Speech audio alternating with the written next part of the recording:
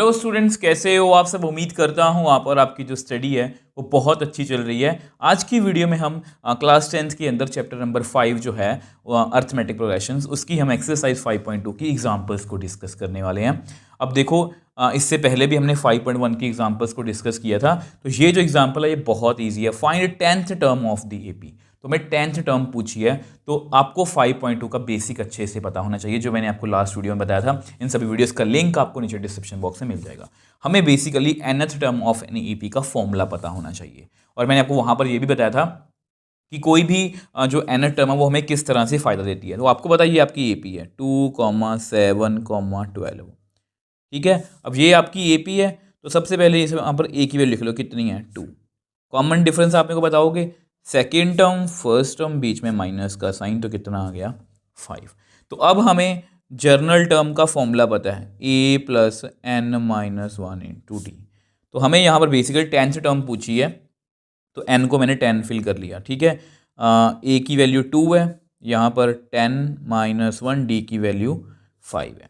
तो a 10 2 plus 9 into 5। अब इस बात का ध्यान रखोगे कि यहाँ पर मतलब कि बोर्ड मास करोगे, पहले मल्टीप्लाई होगा। तो 2 प्लस 45, 9 5 45 47। तो आपकी जो 10th टर्म है वो कितनी आ गई 47। ये बहुत इजी एग्जांपल थी, इसमें कुछ भी मुश्किल नहीं था। अब सेम वे से नेक्स्ट एग्जांपल की बात करें। अब देखो नेक्स्ट एग्जांपल की बात करते हैं, बहुत इंपॉर्टेंट एग्जांपल है। ठीक है, तो यहाँ पर which term of the AP. अब यहाँ पर देखो, यहाँ पर सिंपली देखो, आपने इस बात का ध्यान, जैसा कि मैंने बताया था एपी में हमें 3 चीजें करनी है। एपी को समझ लिया पहले 5.1 में। 5.2 में यहाँ पर हमने एनएस टर्म सीखनी है, मतलब नेक्स्ट की जो 5.3 है उसमें हमें sum of n terms of an AP वो सीखना है। बट हमने अभी तक एक फॉर्मूला सीखा है a plus N minus 1 into d, बस उसी के बेस्ड क्वेश्चन आएंगे। बस आपको ठंडे दिमाग से क्वेश्चन पढ़ना है। यहाँ पर डायरेक्टली उन्होंने 10th टर्म पूछ ली।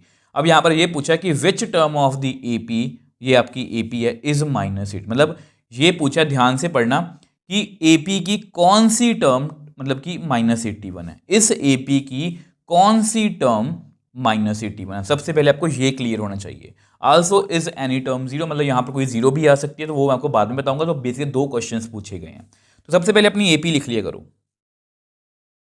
आपको बताया कि हमें तो बस 1 या 2 फॉर्मूलाज पता है और कुछ नहीं पता। तो ये आपकी एपी है, तो यहाँ से चुपचाप अपना ए लिख लो फर्स्ट टर्म, और क्या लिखोगे आप डी कॉमन डिफरेंस। आपको पता है सेकेंड टर्म फर्स्ट टर्म बीच में माइनस का साइन, तो यहाँ से आपका कॉमन डिफरेंस जो है वो -3 आ गया। बस माइनस प्लस में गड़बड़ मत करना। ठीक है, अब आपसे वो क्या, ये 81 क्या है, देखो यहां पर उन्होंने डायरेक्टली 10th टर्म पूछी है। यहां पर ये पूछा है कि कौन सी टर्म यहां पर जो है वो -81 है।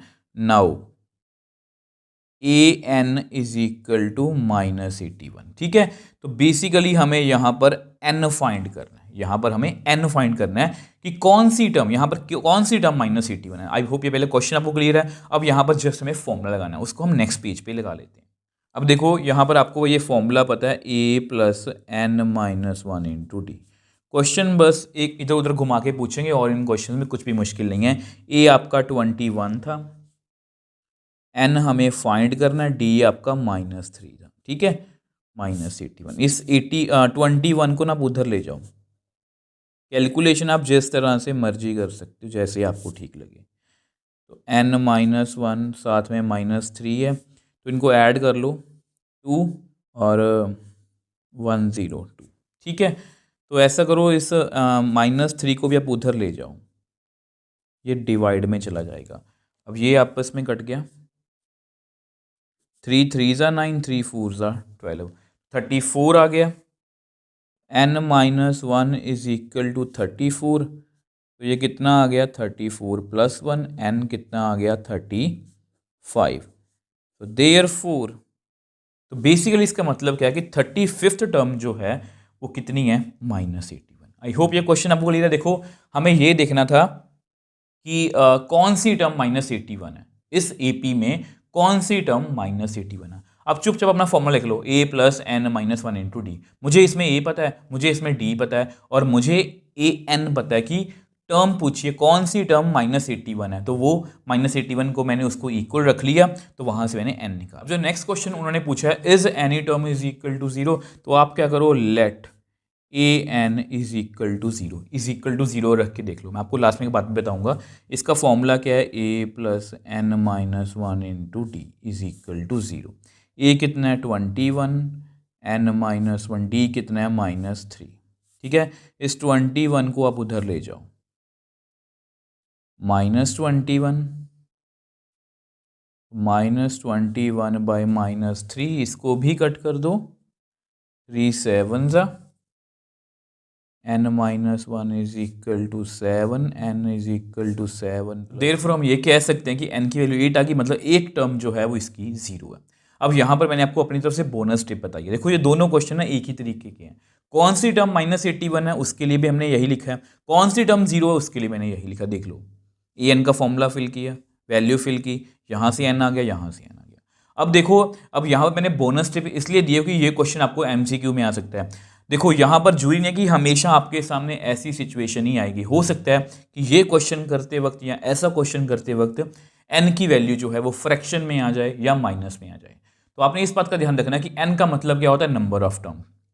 तो नंबर ऑफ टर्म्स ना तो नेगेटिव हो सकती हैं ना वो फ्रैक्शन में हो सकती हैं। तो मैंने यहाँ पर वही लिखा है, n should be natural number, n natural number होना चाहिए, मतलब 1 से बड़ा होना चाहिए। अगर ऐसा नहीं होता तो मैं यहाँ पर क्या कहता कि कोई भी टर्म -81 नहीं है। यहाँ पर मैं क्या कहूँगा कि कोई भी टर्म वो जो है वो 0 नहीं है, क्योंकि n की वैल्यू नहीं मिली हमें। Otherwise we can say that no term is equal to 0। तो इन बातों का जो है आप ध्यान रखोगे। इन दोनों एग्जाम्पल्स में अगर कोई भी डाउट आप मुझे नीचे कमेंट बॉक्स में लिख सकते हो, मुझे इंस्टाग्राम टाइम पर मैसेज भेज सकते हो, मैं हमेशा आपका रिप्लाई करता हूँ। अगर आपको वीडियो थोड़ी सी भी हेल्पफुल लगे तो वीडियो को लाइक कीजिए, शेयर कीजिए और इस चैनल को सपोर्ट कीजिए।